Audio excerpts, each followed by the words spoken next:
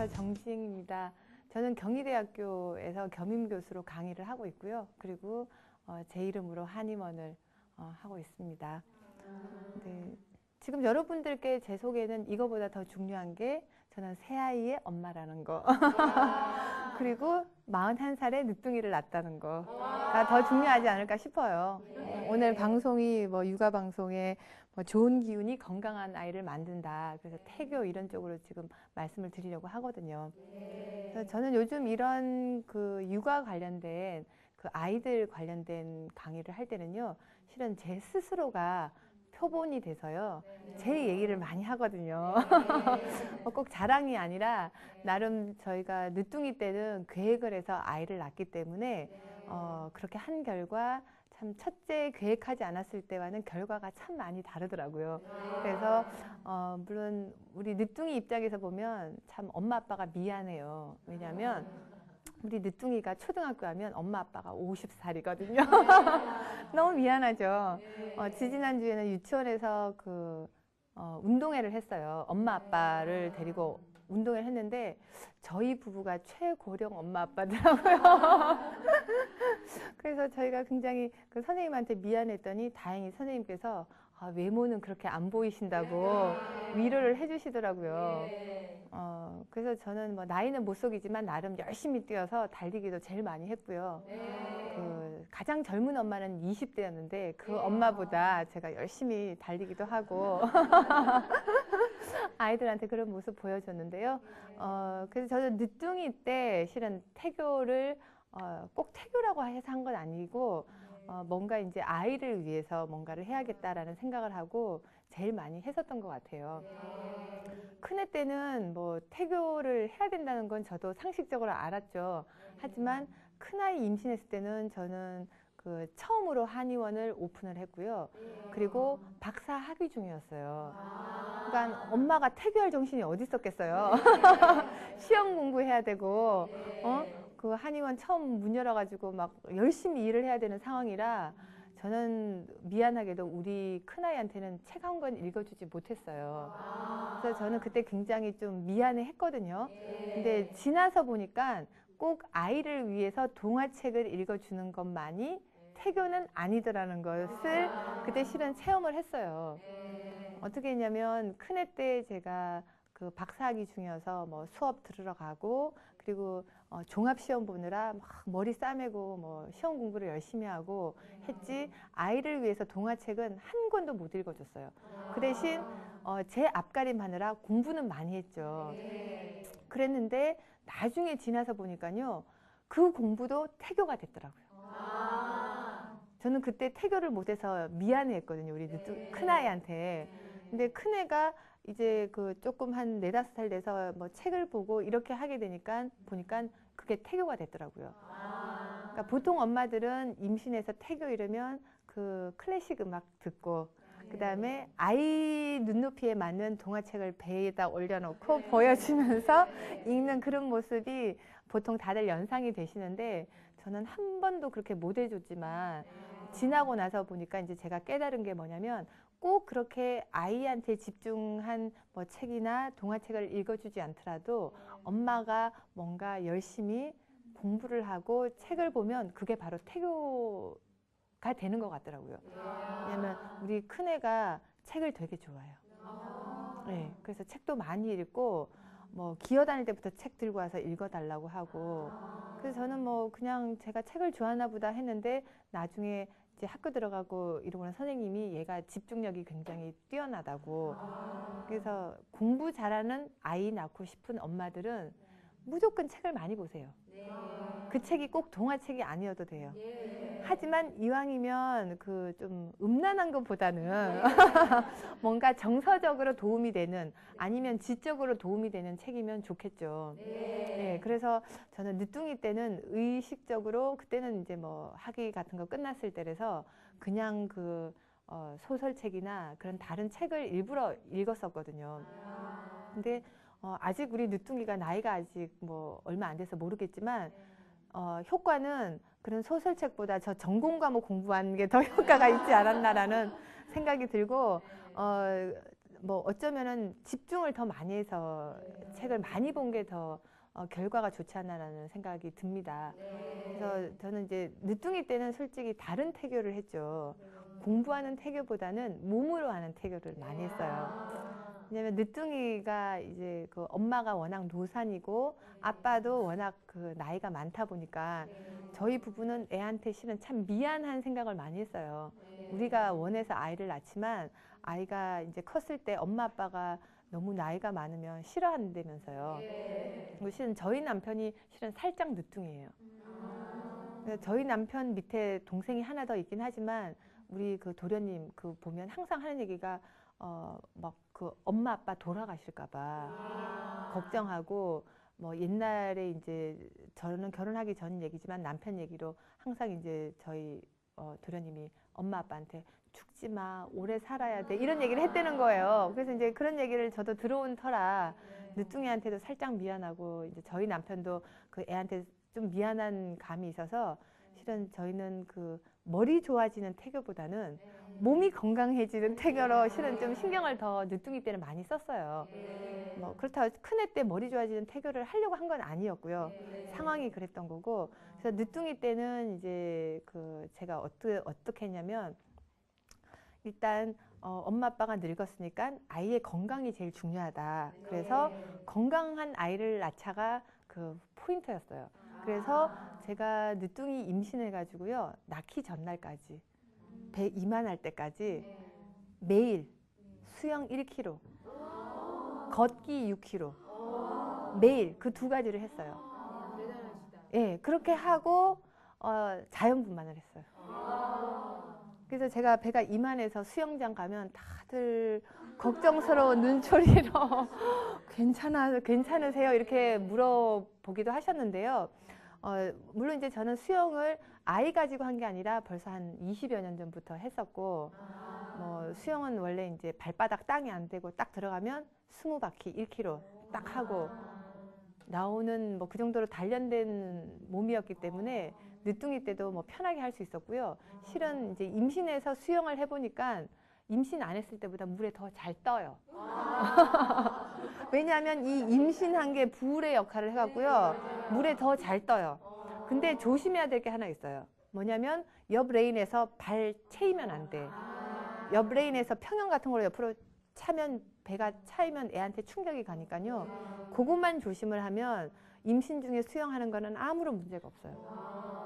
그러니까 뭐 체중이 늘어도 관절에 무리도 안 되고요. 물 속에서 둥둥 떠 있는 게 느낌도 좋고 아이한테도 굉장히 좋대요. 네, 그래서 수영을 저는 그 임신해서 낳기 전날까지 매일 1km를 했고요. 그리고 걷기를 그 6km를 걸었는데 6km라고 하면 어느 정도 거리냐면요. 빠른 걸음으로 1시간 반. 터벅터벅 아니고요. 살짝 땀날 정도로 빠른 걸음으로 1시간 반을 일부러 일 삼아 걸었어요. 제가 하던 일도 줄이고. 그래서 늦둥이한테는 투자를 많이 했죠. 시간 투자를 많이 했죠.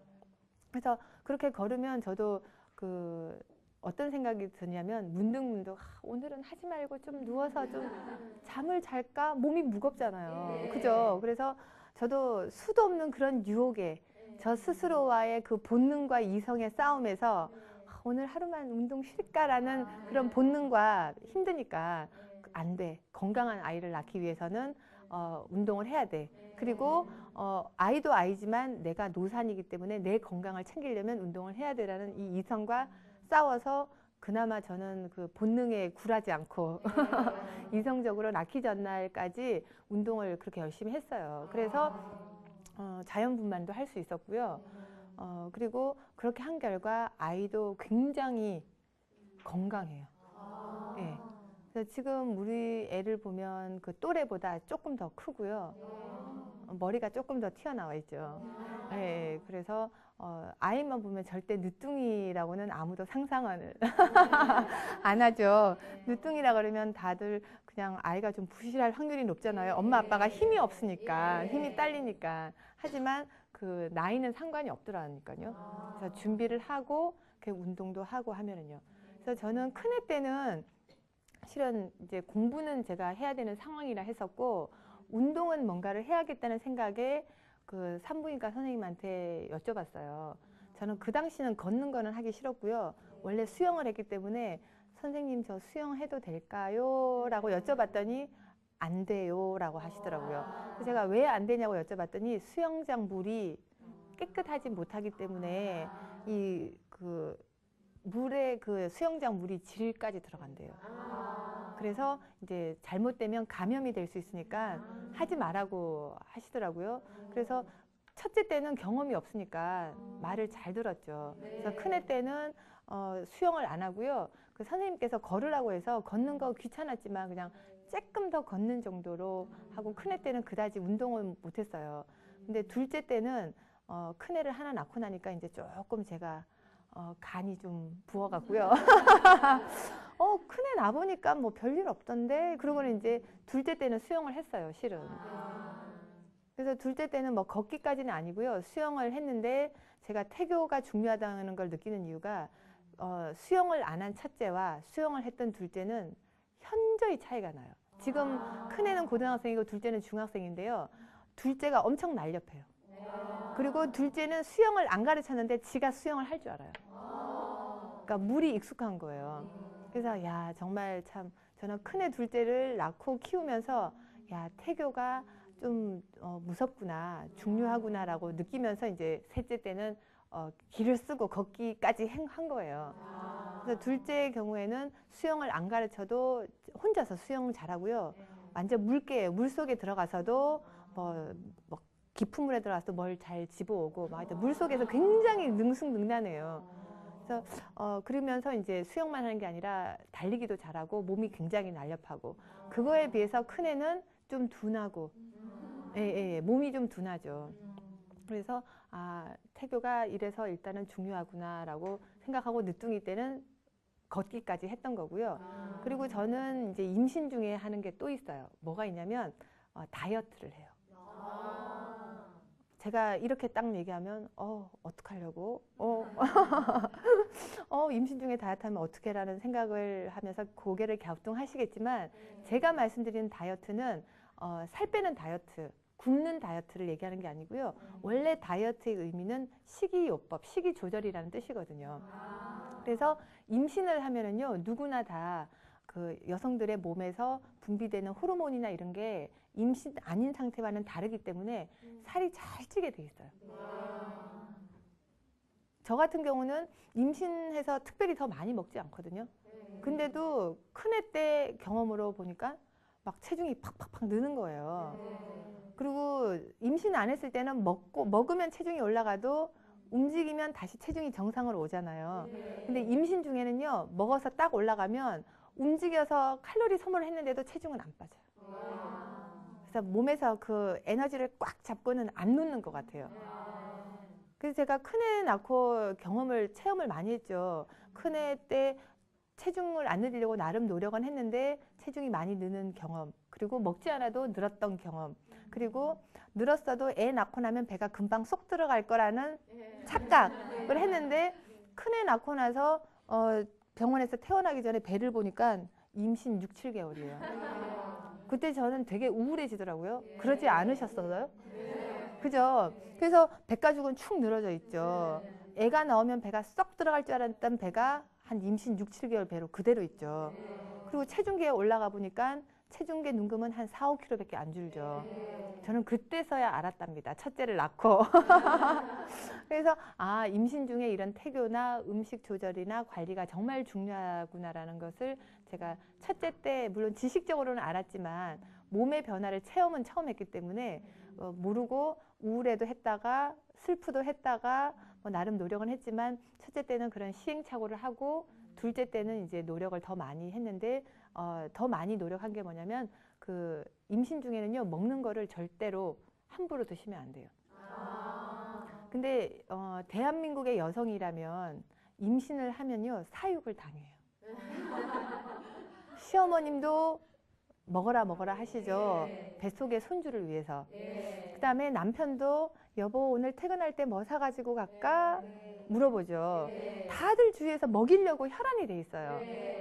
그리고 정작 본인 당사자도요.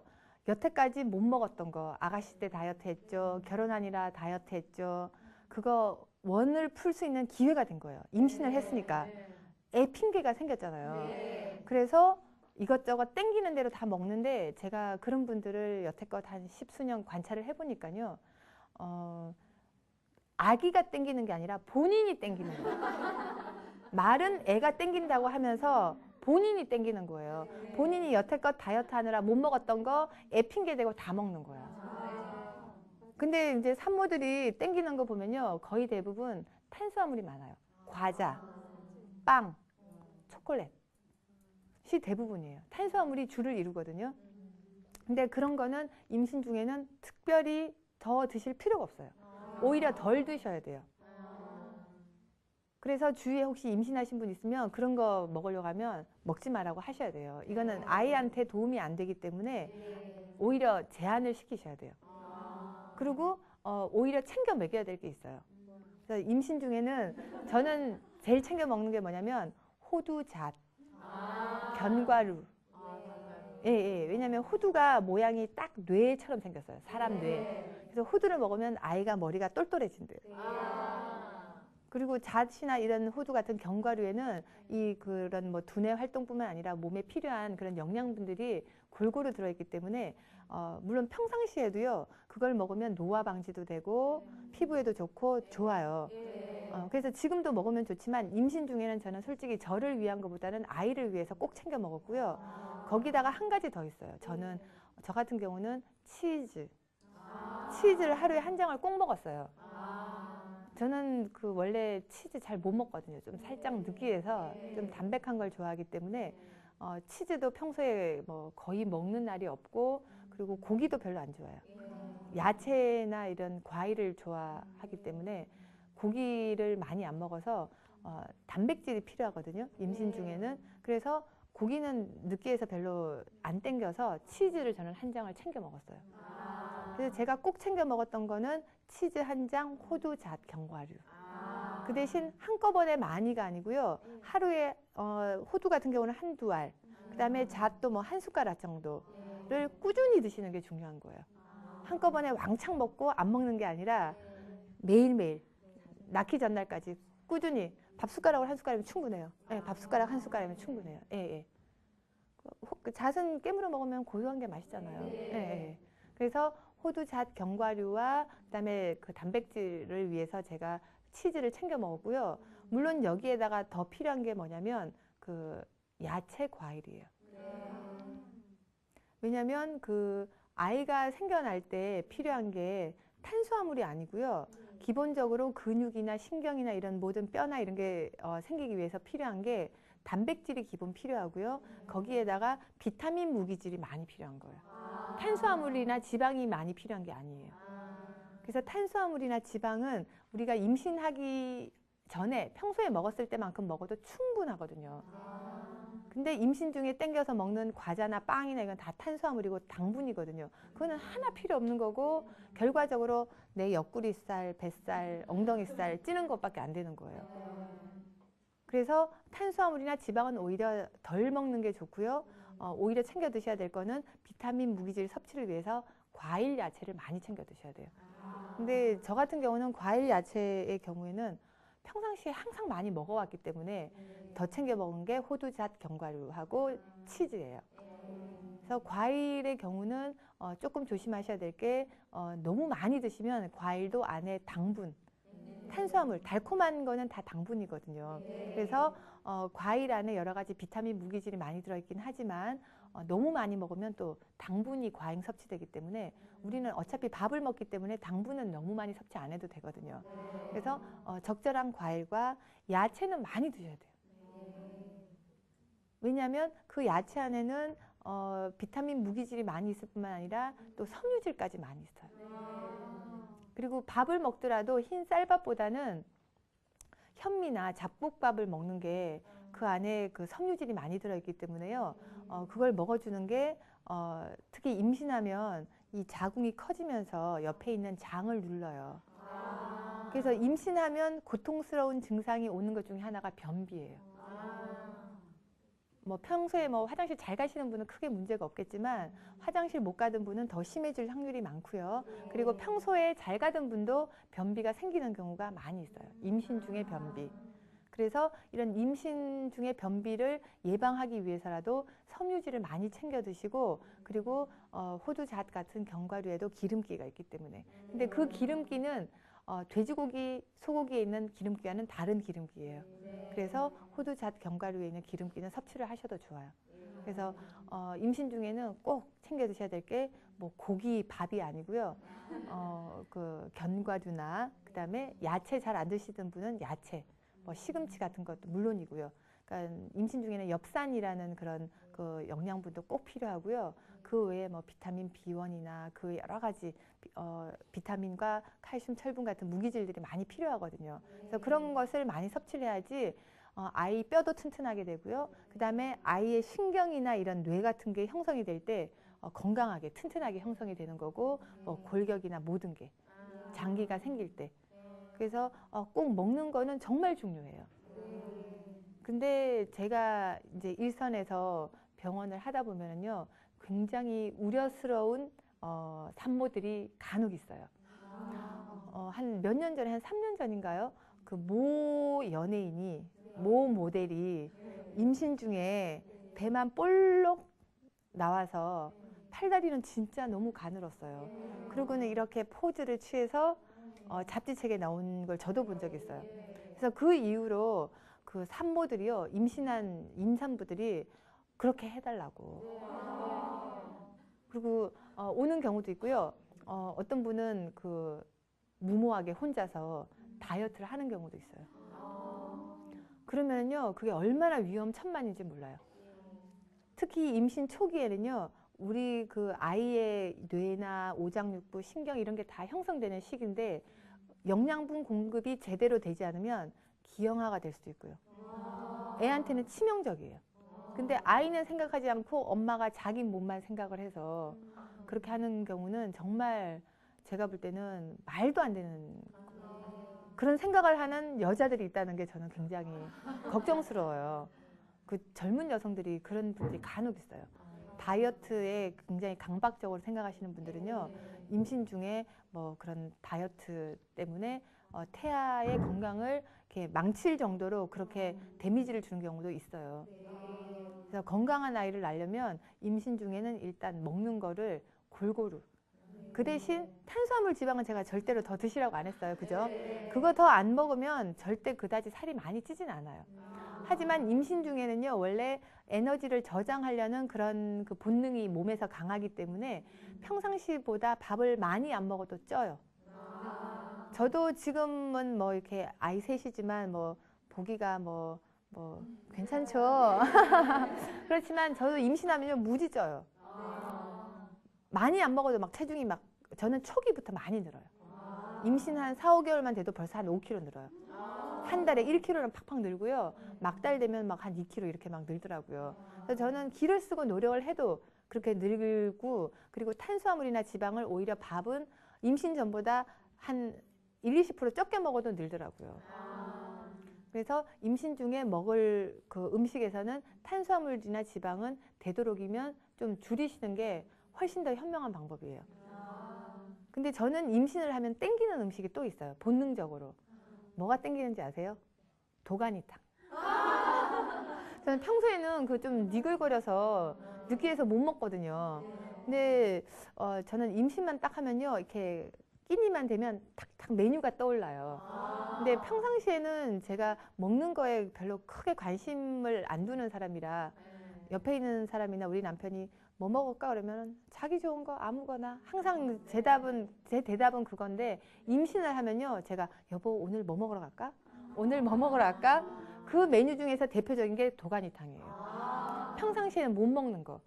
근데 여러분들 한번 생각을 해보세요. 도가니가 뭔지 아시죠? 이 관절 사이사이 연골, 물렁뼈, 물컹물컹한 미끄덩미끄덩한 거, 그게 도가니잖아요. 그게 그렇게 땡겨요, 임신을 하면. 근데 그게 땡기는 거는 제가 땡기는 게 아니라 아이가 땡기는 거 같죠? 여러분 생각해도 그러지 않아요? 만약에 초콜릿 빵이 땡긴다면 이거는 내가 땡기는 거야. 아이가 땡기는 게 아니라. 근데 저는 다행히 초콜릿 빵 같은 과자가 땡기는 게 아니라 도가니탕이 땡겨요.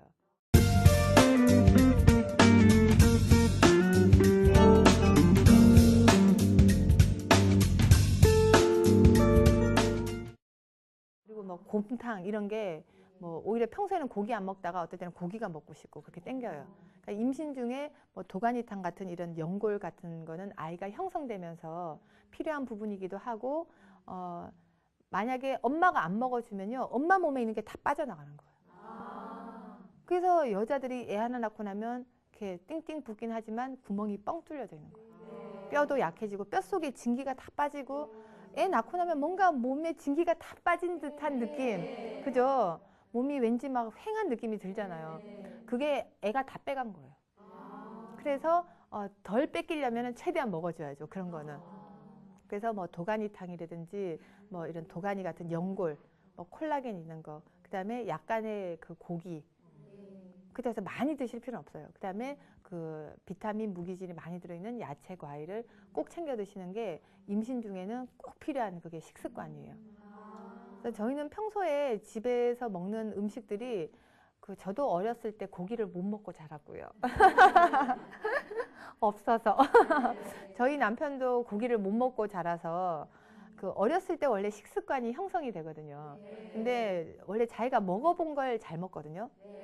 근데 저는 못 먹고 자랐고 저희 남편도 못 먹고 자라서 저희 부부는 고기를 별로 안 좋아해요.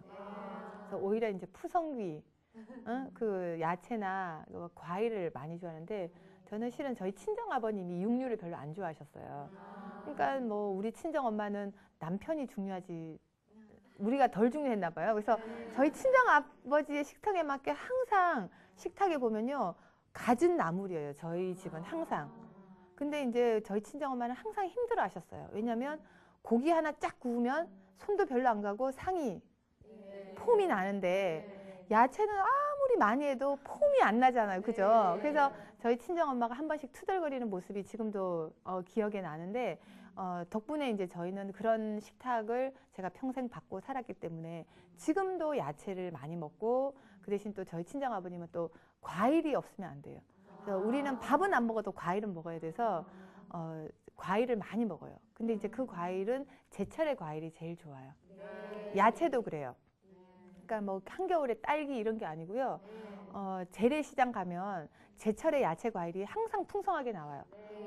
내가 몰라도 상관없어요. 백화점 가면 이게 제철인지 아닌지 알 수가 없어.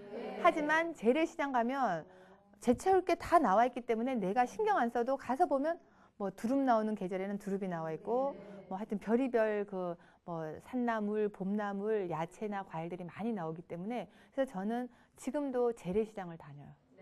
제가 대학교 때부터 다녔던 재래시장에 지금 벌써 한 25년, 6년 단골집이 있어요. 과일집하고 야채 가게. 예, 예. 그래서 저는 지금도 재래시장 가서 제철의 야채 과일을 임신 중이 아니어도 많이 먹는데요. 특히 임신 중에는 제철의 야채 과일을 많이 드시는 게 태아한테도 좋고 산모한테도 당연히 좋죠. 근데 산모가 안 먹어주면 태아가 엄마 몸에서 다 빼가요. 그래서 엄마가 충분히 먹어줘야지 엄마도 몸이 덜 상하고 아이도 더 건강할 수 있고요. 그래서 저는 항상 재래시장을 많이 가시라고 제가 많이 추천을 해드리거든요. 그래서 거기서 제철의 음식을 먹게 되면 한의학적으로 봤을 때 제철의 음식에는요, 그 계절에 필요한 기운이 다 담겨져 있어요. 봄 되면 봄나물 먹으라고 방송에서 많이 나오죠. 봄에 뭐 춘곤증이 있거나 뭐 봄에 나른할 때는 봄나물 드세요라고 항상 메뉴예요. 그게 텔레비에 TV에 그 음식 코너의 메뉴거든요. 이제 그게 왜 그러냐면 봄나물의 경우에 겨울을 지나면서 그 봄에 필요한 기운을 다 품고 있어요. 뭐 냉이, 뭐 쑥 이런데 그걸 품고 있기 때문에 우리 인체가 그런 게 부족하기 때문에 나른해지고 춘곤증도 오고 그러거든요. 그래서 그 봄나물을 먹어줌으로써 뭐 웬만한 보약보다 더 좋은 거예요. 그래서 제철에 그런 음식을 드시는 게 몸에도 건강하고요. 그 주부님들의 지혜일 수 있어요. 괜히 호주머니도 얇은데 뭐 제철 아니 비싼 거 살 일 없잖아요. 그죠? 예, 그래서 저는 재래시장 가서 값도 싸고 신선하고 영양가도 풍부한 그런 야채 과일을 많이 사서 평소에도 먹고 임신 중에는 더 많이 챙겨 먹고, 그리고 아기 이유식 할 때도 저는 그걸로 다 이유식을 만들어 먹였어요. 예. 그래서 일단 먹는 거는 그렇게 하시는 게 좋고요. 그 다음에 또 임신 중에 태교 중에 중요한 게 제가 늦둥이 때 제일 많이 신경 썼다고 하는 운동. 예. 둘째 때는 제가 하고 싶어서 했던 거고요. 늦둥이 때는 이제 엄마 아빠가 연로했기 때문에, 특히 이제 아빠야 이제 한물 건너갔지만 엄마가 지탱을 해줘야 되잖아요.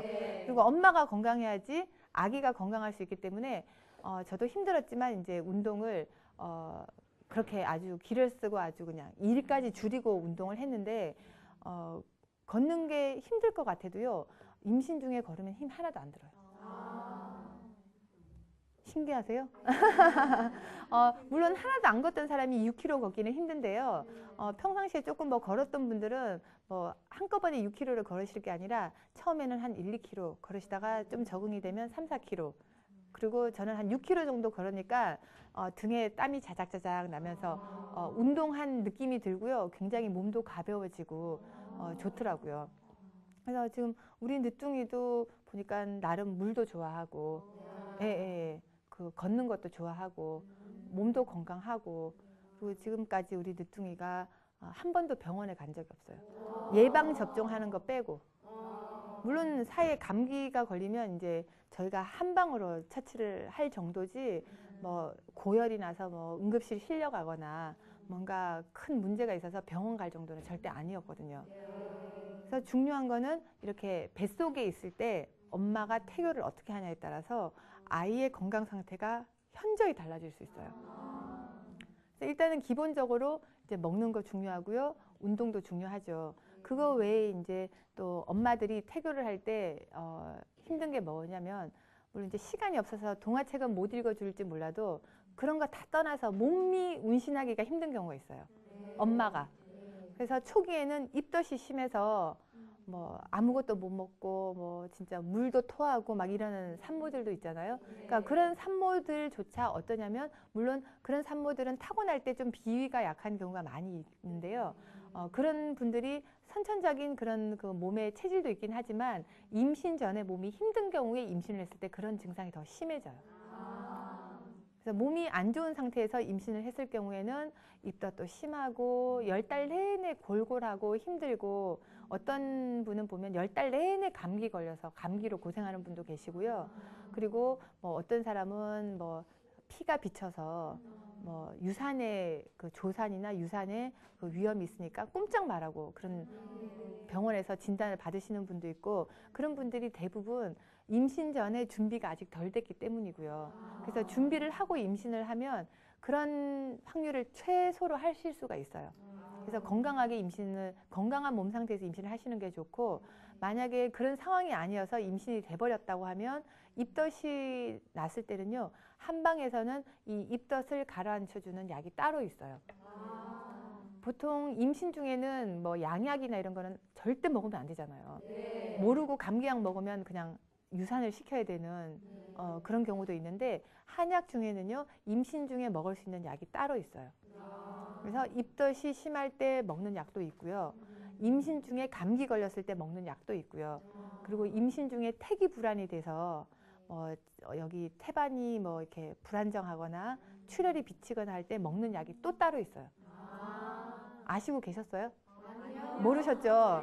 예, 그래서 제 친구도 나중에 알고 봤더니 임신 10달 내내 감기로 고생을 했다는 친구가 있더라고요.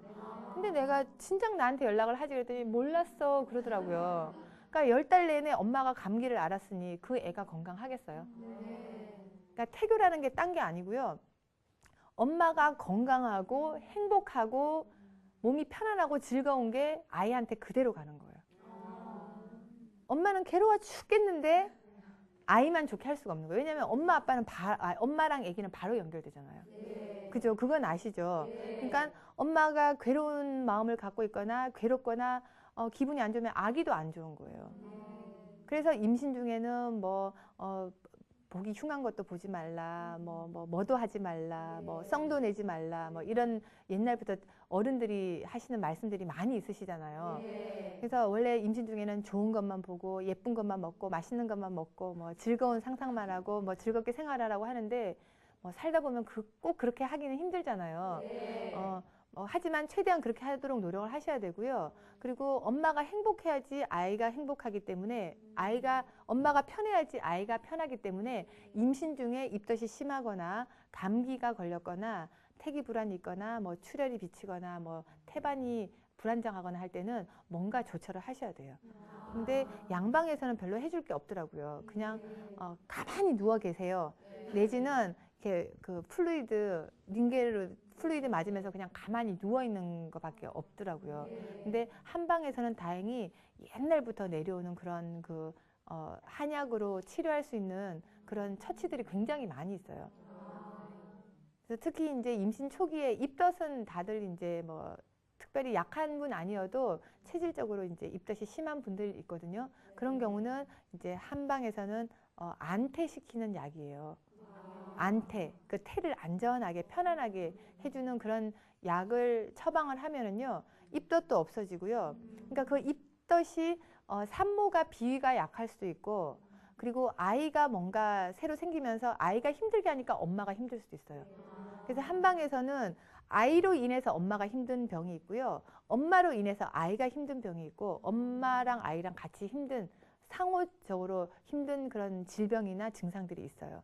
그래서 그걸 진단을 해서 아이가 힘들어도 그게 엄마한테로 나타나는 거고, 엄마의 몸이 약하거나 어디가 부실해도 아이가 힘들어지고 아이가 이제 나쁘게 영향을 받는 경우가 많기 때문에 임신 중에 엄마가 힘들 때는요, 바로바로 처치를 받으셔야 돼요. 하물며 임신 중에 술, 담배는 안 되겠죠. 그죠? 근데 요즘은 여성들도 워낙 술, 담배를 많이 하는 추세라 임신 중에도 못 끊고 하시는 분들이 간혹 있는데 거의 치명적이라고 보셔야죠. 저는 원래 안에서 할 생각도 안 하고 몰랐는데요. 제가 모유 수유하면서 한 번은 와인을 먹을 일이 있었어요. 모유 수유 중에. 그래서 와인을 많이 먹은 것도 아니고 이제 쨍 하고 이제 분위기 내느라 한 모금 마셨어요. 그랬는데 아이가 그러고 나서 이제 모유 수유를 했죠. 그러니까 애가 반응이 바로 오더라고요. 그리고 여러분도 그런 얘기 들었을 거예요. 산모가 모유 수유하면서 매운 거 김치 먹으면 애기 항문이 빨갛게 된다고, 헌다고. 그러니까 그 정도로 엄마와 아기는 뱃속에 있을 때도 교감을 많이 하는 거고요. 태어나서도 모유를 먹으면서 엄마께 그대로 다 전달이 되는 거예요. 그래서 태교가 중요한 거죠. 그러니까 엄마가 10달을 어떻게 보내냐에 따라서 아기의 그런 건강 상태, 아이의 체격이나 이런 것도 좌지우지가 될 수 있고, 그 외에 정서적인 거, 성격적인 부분 이런 것도 물론 유전적인 것도 있겠지만 엄마가 뱃속에 있을 때 10달 동안 어떻게 했냐에 따라서 아이는 바로 나타나죠. 그래서 옛날부터 동양에서도 태교가 중요하고 서양에서도 태교 얘기를 했는데, 실제로 그게 태교라는 게 실생활과 떨어져서 동떨어진 뭔가가 있는 게 아니라 골자는 뭐냐면 엄마가 건강하고 행복하고 즐겁고 편안한 것이 바로 아이한테 전달되게 하는, 그게 바로 태교예요.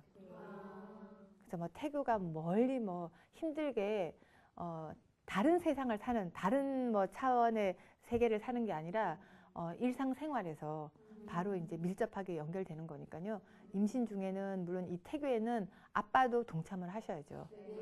응? 아빠가 임신 중에 맨날 늦게 들어오고 술 먹고 들어오고 엄마를 기분 나쁘게 하고 엄마를 속상하게 하고 이러면 엄마의 그 감정이 그대로 아이한테 전달이 되기 때문에요. 엄마가 임신 중에 많이 울은 엄마는 애도 울보예요. 네. 그리고 임신 중에 엄마가 굉장히 정신적으로 스트레스 많이 받고 아빠랑 안 좋았던 경우는 아이도 분명히 그 영향이 있어요. 그래서 특별히 아이한테 좋은 걸 해주거나 산모한테 좋은 건 못 해주더라도 남편도 꼭 동참을 하셔서 이 임신 준비와 임신 중에는 산모 마음을 편안하게, 그 다음에 정신적으로 뿐만 아니라 육체적으로도 편안하게 할 수 있도록 아빠도 같이 하셔야 돼요. 근데 요즘 아빠들은 그래도 옛날에 비해서 좀 더 가정적인 것 같던데요. 네. 우리 사촌 동생도 보면 이제 우리 사촌 동생도 일을 하고 와이프도 일을 하는데 우리 사촌 동생이 밥도 하고 빨래도 하고 청소도 하고 다림질도 하고 다 하더라고요. 근데 저랑 나이 차이가 7살밖에 안 나거든요. 세대가 그렇게 다른가 봐요. 그러니까 60년대생, 70년대생 다른 것 같아. 그래서 요즘 젊은 그 남자들이 하는 게 저는 참 부럽던데요. 이 방송 우리 남편이 안 본다는 전제하에. 그래서 아빠들의 동참도 굉장히 중요해요. 네, 저희 남편은 한 번씩 이제 제 눈치가 보이면 설거지 해주면서 제가 해달라는 소리 안 하거든요.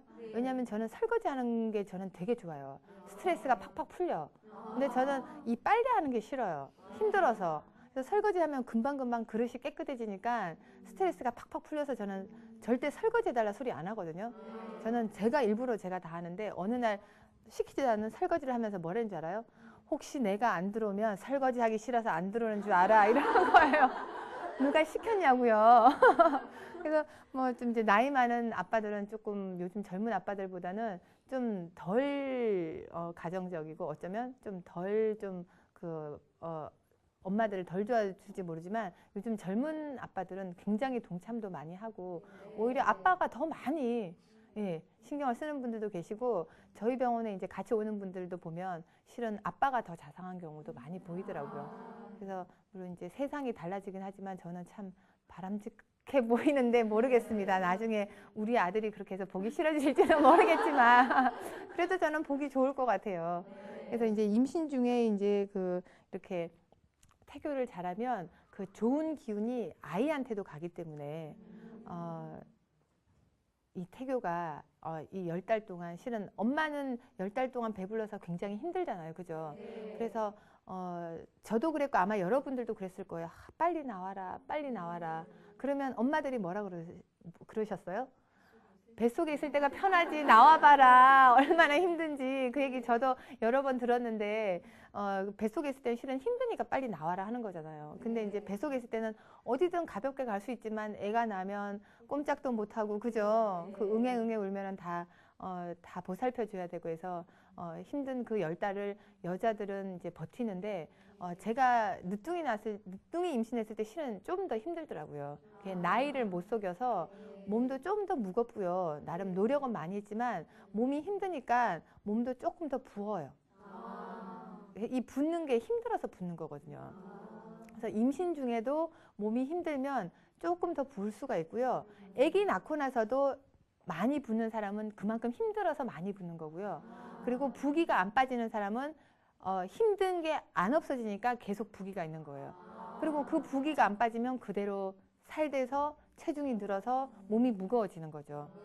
그래서 임신 중에 힘들면 좀 더 많이 불 수 있는데 저는 첫째, 둘째 때보다 이제 늦둥이 때 운동도 많이 하고 나름 노력은 했지만 나이를 못 속여서 몸이 조금 이제 더 많이 부면서 힘이 들었었어요. 근데 그 당시는 부었는지 몰랐는데 그 당시 필요해서 찍은 사진들을 나중에 봤더니 얼굴이 푸석푸석하니 부어 있고 그때 보신 분들이 이제 요새 보면 왜 그렇게 살 빠졌냐고 그러죠. 예, 원래 모습을 못 보고 부은 모습만 봐서. 그래서 제가 그 늦둥이 임신 중에 나중에는 힘들어서 제가 남편한테 아유 이렇게 힘든 걸 튼튼한 남자들이 임신을 하면 얼마나 좋을까. 왜 조물주는 남자들이 좀 배불러서 그 힘도 좋고 근데 남자들을 배부르게 하지 왜 여자들을 이렇게 갸냘프고 힘도 없는 여자들을 배부르게 했을까 이랬더니 우리 남편이 뭐라는 줄 알아요? 남자 같으면 2-3달도 배 품고 못 있는데 그러니까 남자들은 인내심이 없는 거예요. 그러니까 힘들면 힘든 걸 못 참는 거예요. 못 참고는 이제 그 얘기를 저한테 딱 하더라고요.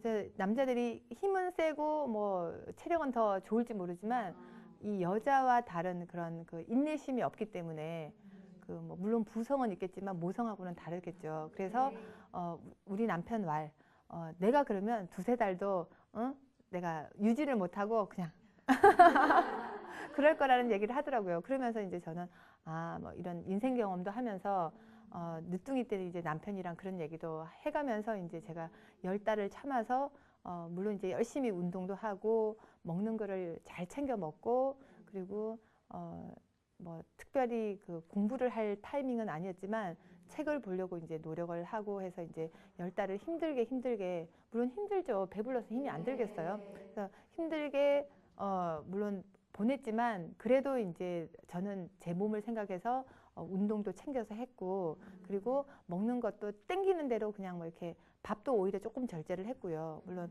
땡기는 대로 도가니탕은 먹었지만 탄수화물은 적게 먹었어요. 예. 뭐 밀가루나 빵이나 이런 밥이나 그 떡 같은 거는 오히려 줄인 거예요. 그래서 도가니탕이나 이런 특별한 그런 필요한 영양가 같은 거는 많이 먹지만 오히려 탄수화물 지방은 줄이고 그리고 또 너무 자극적이지 않게 먹는 게 좋아요. 너무 기름지거나 자극적이게 먹는 거는 별로 아이한테도 안 좋고 산모한테 안 좋거든요. 그래서 그런 절제를 임신 중에는 하시는 게 오히려 그 태아한테도 좋고 산모한테도 좋고 그리고 살도 더 많이 찌지 않을 수 있고요. 그리고 임신 중에는 살이 너무 많이 찌면 또 문제가 임신 중독이 오잖아요. 그래서 임신 중독이 오는 경우 보면 뭐 산모들이 별 생각 없이 그냥 땡기는 대로 먹고 그다음에 주위에서 사육시키는 대로 사육 당하면 임신 중독이 오는 거예요. 그러니까 보통 임신 중독 오는 엄마들이 보면 한 20kg 이상 30kg 늘었을 때 임신 중독이 와서 뭐 임신 당뇨라든지 임신 고혈압이라든지 뭐 거기다가 또 임신 중독이 오면 태아까지 위험하거든요. 그리고 태아도 그게 고혈압이나 당뇨가 같이 어차피 그 피가 같이 도니까 그래서 그렇게 위험하기 때문에 이제 병원에서 미리 경고를 하기도 하는데 이 임신 중독을 예방하기 위해서라도 그런 적절한 식이 조절하고요. 운동은 꼭 필요한 거예요.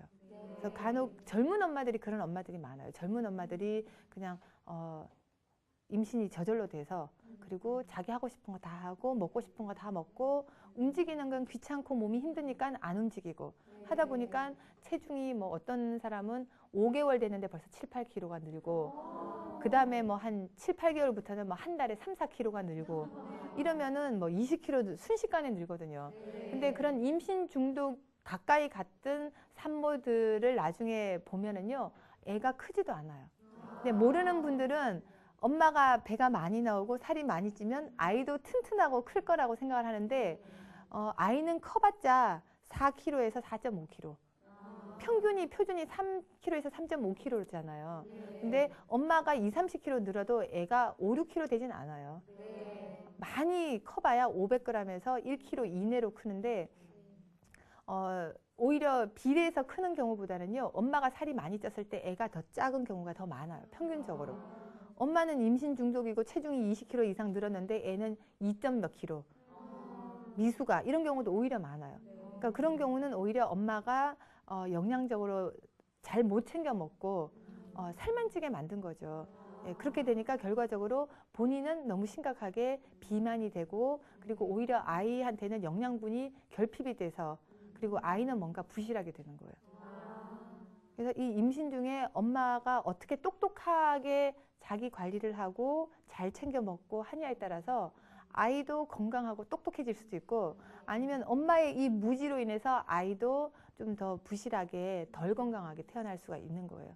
그래서 바로 이런 면에서 태교가 저는 꼭 뭐 동화책 읽어주고 뭐 클래식 음악 듣고 하는 부분만이 태교가 아니라 이런 모든 부분에 걸쳐서 그 엄마의 현명하고 똑똑한 그런 생활과 식습관과 운동이 바로 아이한테 전달되는 게 태교라고 생각을 하고요. 그리고 아까도 말씀드렸듯이 이 태교라는 게 뭐 클래식 음악, 동화책 이게 다가 아니라 엄마가 편안하고 건강하고 행복하고 즐거운 게 바로 아이와 교감이 되는 게 태교이기 때문에 뭐 큰 데서 태교를 찾지 마시고요. 일상생활 주위에서 항상 편안하고 행복하고 즐겁고 건강하게 생활하고 잘 챙겨서 먹을 수 있는 게 바로 최고라고 생각을 합니다. 그래서 이번 시간에는 뭐 좋은 기운이 건강한 아이를 만든다는 제목하에 태교에 대해서 제가 강의를 해드렸는데요. 골자는 아시겠죠? 예, 뭐 딴 데서 찾을 게 아니라 건강하게 먹고 건강하게 움직이고 편안하게 즐겁게 행복한 것이 가장 좋은 태교라는 것을 한 번 더 말씀드리면서 이 시간 여기서 마치겠습니다.